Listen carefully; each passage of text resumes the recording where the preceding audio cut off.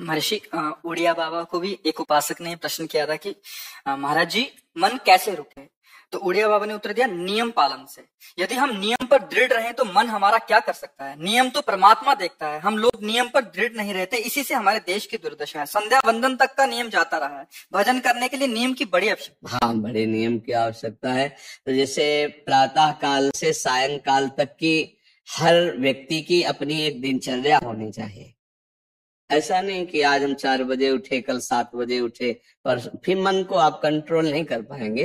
मन के लिए एक दिनचर्या होनी चाहिए कि हमको 10 बजे सोना है, 4 बजे उठ जाना है, तो फिर 4 से 4:15 नहीं होना चाहिए, 4 बजे उठ जाना, ऐसा नियम बना ले। और उठ करके हमको थोड़ी देर नाम जप करना है, थोड़ी देर हमें वाणी जी का गायन करना है, थोड़ी देर हमें ध्यान, एक अपनी दिनचर्या। फिर हम अपने संसार के कार्य के नियम, जो संसार के कार्य हैं, उनको भी करते हुए भगवान को समर्पित करें। जैसे जो पद में है, जो आपको राष्ट्र सेवा मिली है, जो आपको समाज सेवा के पद मिले हैं, या आपको जो घर की सेवा के कार्य मिले हैं, उनमें बहुत धर्म पूर्वक आचरण होना चाहिए।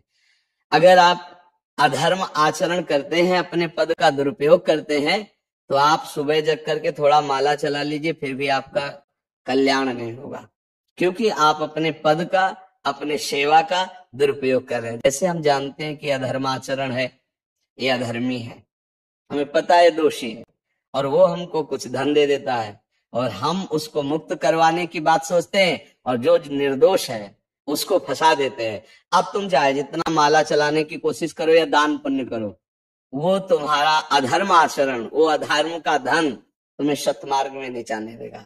नियम लेना चाहिए कि जिस पद में है, जिस धर्म में है, जिस कर्तव्य में है, चाहे कुछ भी हो जाए, हम अपने कर्तव्य से विमुख नहीं होंगे। जितना जप महान है, उतने कर्तव्य महान है। दोनों बातें समझना है। जब माला फेरा और इसके बाद बेईमानी, अधर्माचरण, इनका कोई नियम नहीं है कि हमें कैसे चलना है, तो वो माला काम नहीं कर पाएगा, क्योंकि उसका तभी सत्य भाव माना जाएगा माला जपला जब धर्माचरण है। धर्माचरण नियम से। बोले वो बड़े कट्टर नियम वाले हैं, उनको घूस नहीं, आप उनको भयभीत करके नहीं काम करवा सकते, प्रलोभन में काम नहीं करा सकते। ये हमारी गृहस्थी है ना, तो गृहस्थी के पालन के लिए धन चाहिए, और धन के लिए हम धर्म को आगे रखें, धन को नहीं। धर्म को, हमारा कर्तव्य क्या, प्रायः जैसे पूज्य बाबा ने कहा, आज हमारे देश में बहुत दुर्दशा हो रही है। दुर्दशा हो रही, क्यों? क्योंकि सब अपनी जगह से गलत हो रहे हैं। अगर अपनी जगह हम ठीक रहे तो हमारी दुर्दशा नहीं होगी। हमारा भजन कम होगा, लेकिन हम धर्म से चल रहे तो हम विजयी होंगे। हम भगवान को प्रसन्न कर सकते हैं, क्योंकि हमें जो कार्य मिला है वो भगवान का ही कार्य, सृष्टि भगवान का कार्य। जैसे नए बच्चे कुछ वकालत पढ़ रहे थे, तो यहाँ आके प्रश्न किया था कि हम जानते हैं कि वो दोषी नहीं है, हम जानते हैं कि वो दोषी है, पर दोषी हमें पैसा दे रहा है, तो हम वकालत पढ़ी इसीलिए, हम उसको जिताएंगे, तो क्या कोई पाप है? तो उनका खुला पाप है। बोले नहीं, हमारी कोई ऐसा कंपनी दो, ऐसा कुछ बोले कि हमारी कंपनी को ये सिखाया जाता है, तो हमको तो ये करना ही होगा, अगर नहीं करेंगे तो हमारी वकालत का मतलब क्या रहा? तो नहीं, वकालत का मतलब अधर्मी को मुक्त करवाना नहीं है। वकालत का मतलब अधर्मी के सबूत एकत्रित करके उसको दंड दिलवाना है, और धर्मात्मा को मुक्त करवाना है। अब इसके लिए आपके पास अर्थव्यवस्था अगर कमजोर भी है, तो धर्म व्यवस्था आपकी पूरी है। धर्म व्यवस्था ठीक है तो परिवार स्वस्थ रहेगा, सुखी रहेगा, भगवान आप पर प्रसन्न रहेंगे। अच्छा, फिर हमने तर्क रखा कि जैसे आपके बहन के साथ कोई गलत व्यवहार करे, आपको पता है, और वो आपको 10 लाख रुपया घूस दे, तो क्या आप उसका पक्ष लेंगे? नहीं, तो फिर दूसरी बहन के साथ किया है। अब यहां विचार करना है ना, अपने भाई का अगर कत्ल किए हो, मुझे पता हो कि ये दोषी है, तो क्या हम पैसे से उसको मुक्त करने देंगे? लगेगा कि जान की बाजी लगा देंगे तुम्हें हम।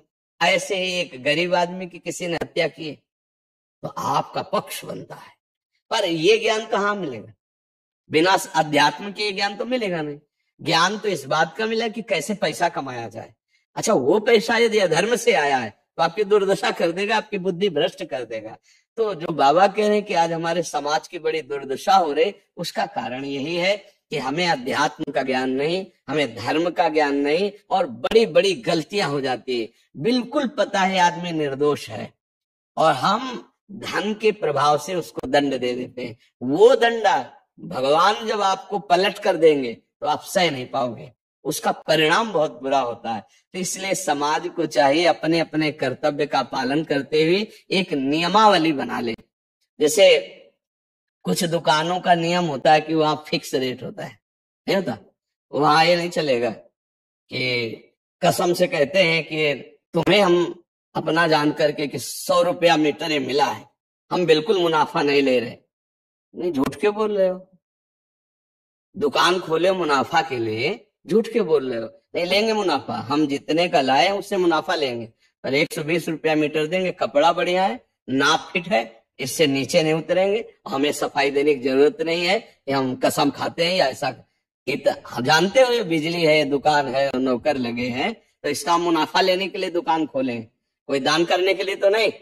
तो सबको पता है मुनाफा लेगा, लेकिन एक फिक्स दान, उससे 10-20 रुपया का मुनाफा लेकर के हम उसको बेच रहे। लेकिन झूठ क्यों बोले? बोले झूठ के बिना धंधा नहीं चलता। नहीं, ऐसा नहीं है।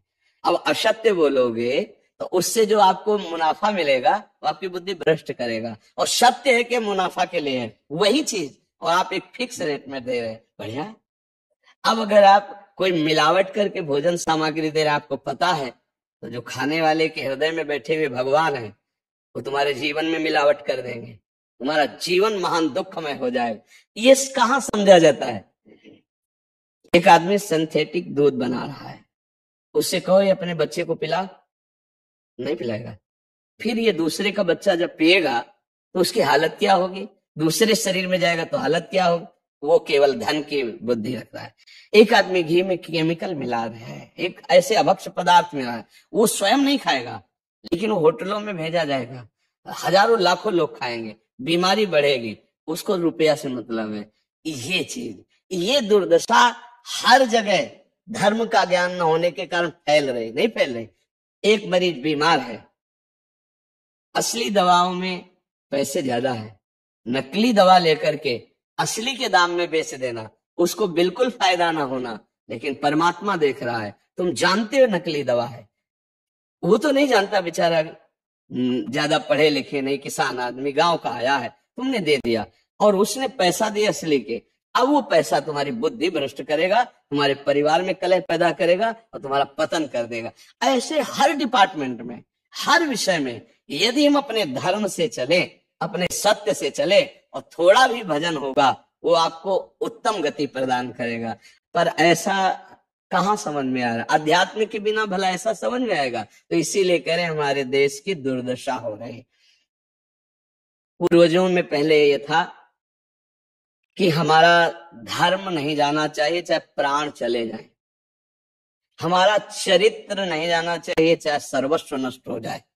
आज इसकी कोई परवाह नहीं, तो उसी से बुद्धि भ्रष्ट हो जाती है, जीवन एक पशुवत आचरण वाला हो जाता है, और वो अपने को बड़ा सुखी समझने लगते हैं कि हमारे पास बड़ा वैभव है। लेकिन प्यारे, उस दिन को याद करो जिस दिन तुम्हारा आखिरी समय होगा, ना तुम्हारा फार्म हाउस जाएगा, ना महल तुम्हारा जाएगा, ना बैंक बैलेंस जाएगा, ना कोई व्यक्ति, और ना ये शरीर।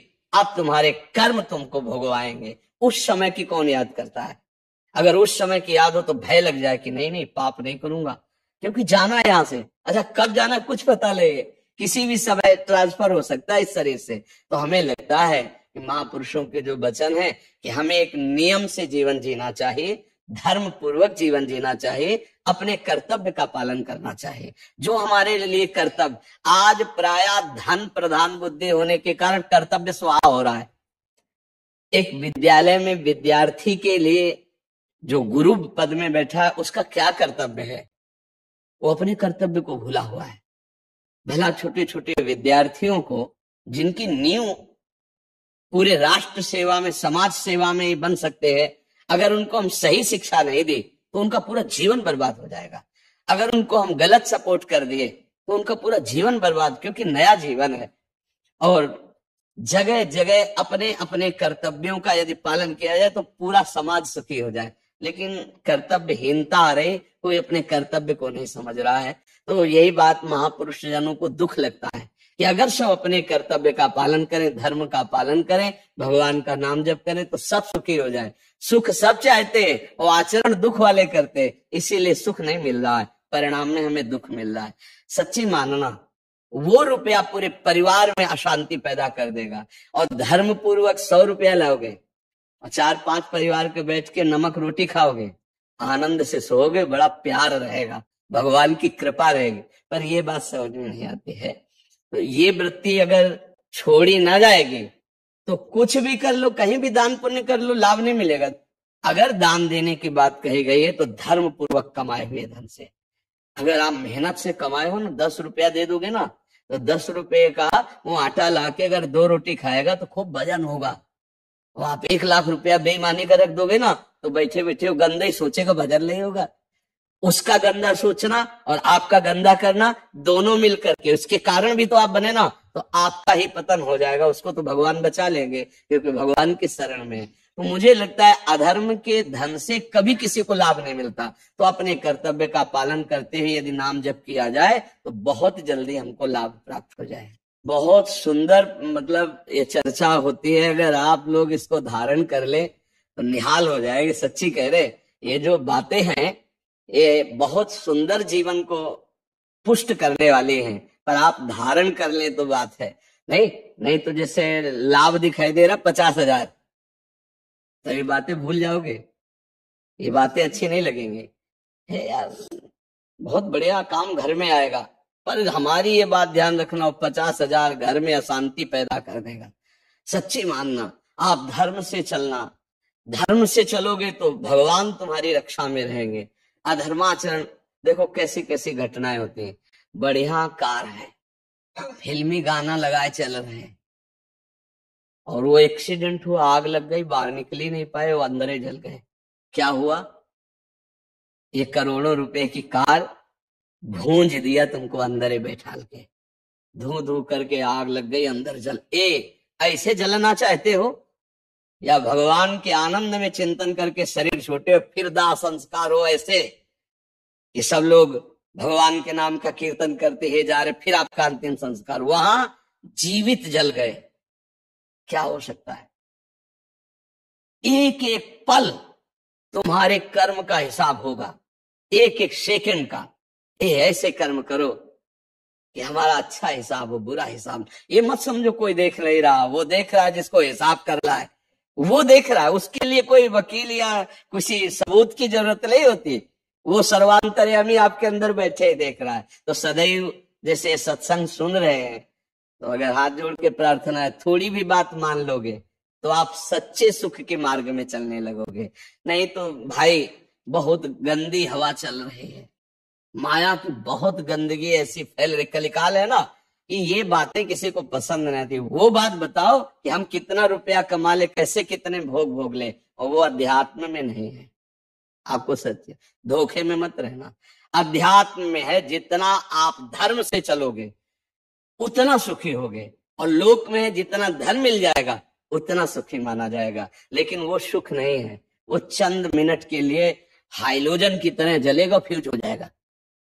और धर्मात्मा दीपक की तरह जलेगा, पर बहुत काल तक चलता रहेगा। इन बातों का चिंतन कीजिए, खूब नाम जप कीजिए और भगवान के भरोसे रहिए, गंदे आचरण मत कीजिए।